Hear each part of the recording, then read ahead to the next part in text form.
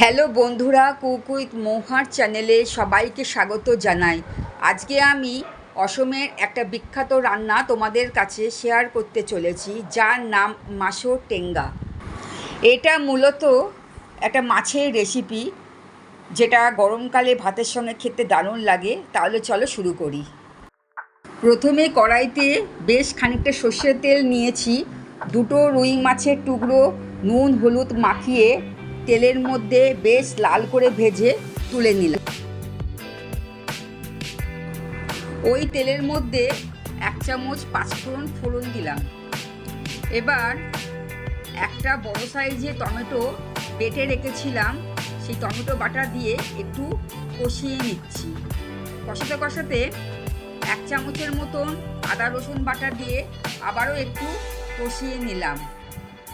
Tomato আর আদা রসুনের কাঁচা গন্ধটা যখন বেরিয়ে যাবে, তখন স্বাদ মতন নুন আর একটু চিনি দিয়ে ভালো করে আরও একটু কষিয়ে নিলাম। এবার একটা বড় সাইজের আলু ম্যাশ করে রেখেছিলাম, সেই আলুর টুকরোটা এই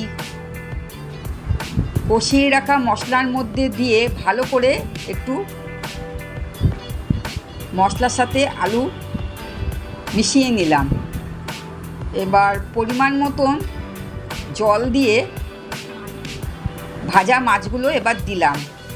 এবার এর মধ্যে দুটো চেরা কাঁচা লঙ্কা দিয়ে ফুটতে দেবো। মাছের ঝোলটা ফুটে গেছে। এবার কিছুটা ধনেপাতা আর 1 চামচ লেবুর রস দিলাম।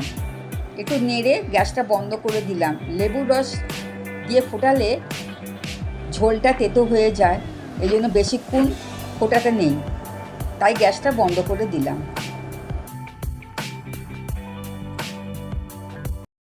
এই সুন্দর মাছের ঝোলটা গরম ভাতের সাথে খেতে দারুণ লাগে।